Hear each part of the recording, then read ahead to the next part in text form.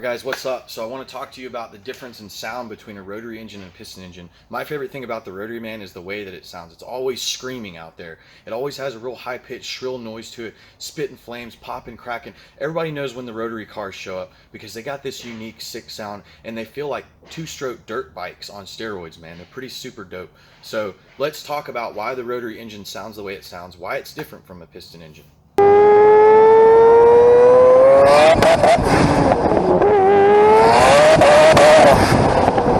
First of all, the rotary engine fires once every revolution of the crankshaft, just like a two-stroke engine. So that's why people like to say rotaries are two-strokes, because they essentially are in the way that they fire the exhaust pulses. And if you look at a four-stroke piston engine, let's take a four-cylinder for example. So any four-cylinder, four-stroke piston engine, and if you do one rotation of the crankshaft, it only fires twice, two firings, because the piston fires once every other revolution in a four-stroke design.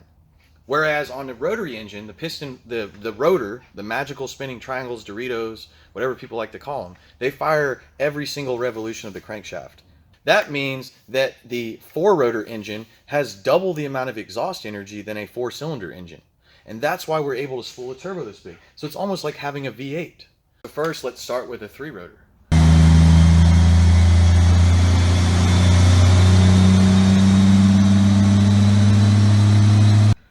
What would a three-rotor be comparable to?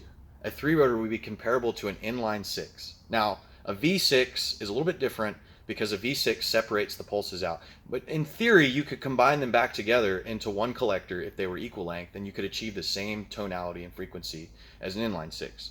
So now if you take a six-cylinder that's set up that way, like a 2JZ for example, like they've got an RPS manifold that's kind of called like the F1 manifold, and there's a bunch of different manifolds that are equal length into one collector for the 2JZ. You know, whether it's naturally aspirated with a turbocharger, same thing. You're collecting all of those firings into one collector. So let's take a six-cylinder motor and look at it just like that, and then let's compare it to a three-rotor engine.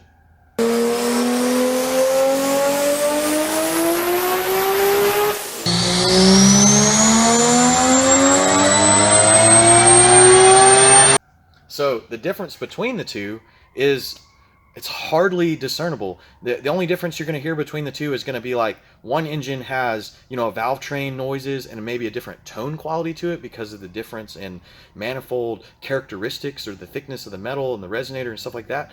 And the other engine, which is the rotary, has a cleaner sound to it. It's more like pure frequency. You don't hear the secondary noises of the valve train and stuff like that, okay? But overall, you can tell that they're like very similar in frequency output.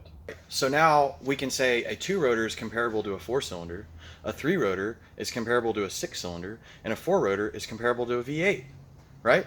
So now, why doesn't the four-rotor though sound like a standard V8? Like what's the deal there? Why does the three-rotor have the high-pitched sound and the two-rotor has the high-pitched sound and the four-rotor is super high-pitched, but then like a V8 isn't?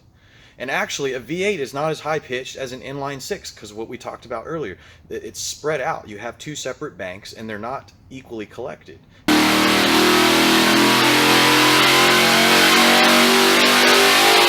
And that's why the frequency is lower on a V8. But if you go and look at a Formula One V8, it revs so high that it makes up for the fact that it's separated, because it's like having a four-cylinder engine at 20,000 RPMs, which is exactly like having a four-rotor engine at 10,000 RPMs. So a four-rotor engine at 10,000 RPMs is just like a Formula One V8 at 20,000 RPMs. Now my engine, I've revved it to 9,000 RPMs on the dyno, which is about 600 hertz. And the 787B goes to about 9,000 RPMs on the dyno, which is around 600 hertz in frequency. And guess what? The Formula One V8 on the dyno, 18,000 RPMs, is guess what? 600 hertz. So check it out. Look at the difference.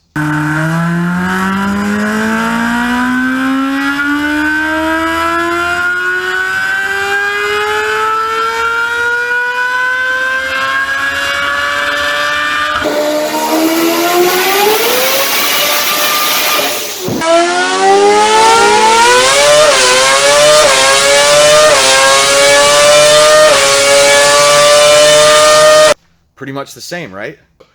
Here's what's really cool. Once you start to understand the frequencies, you can break it down, and there's a mathematical explanation for this. And this is where I might lose some people, and that's okay. I'm not a teacher, but I just love this shit. I figured it out just reading. It's not my discovery. Like, I didn't come up with this, but I read it somewhere, and it's pretty cool. So for every time a piston fires or a rotor fires or anything goes bang, it's 60 hertz, okay? So let's go through the mathematics of what you can do with that 60 hertz. You can use that 60 hertz frequency, and you can figure out how many pulses that the crankshaft are being fired in one revolution of the crankshaft. And then you can figure out what the frequency would be at specific RPMs based on the number of pistons or the number of rotors, assuming an equal collection.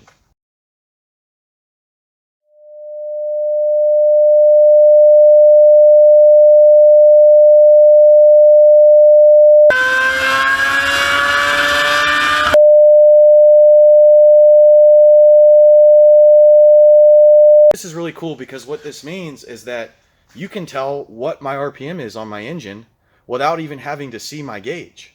All you have to do is have a pitch finder and hear that frequency and figure out what that hertz is and do the mathematics, and you can backwards deduce logically what RPM the motor's at, and I'll prove it to you.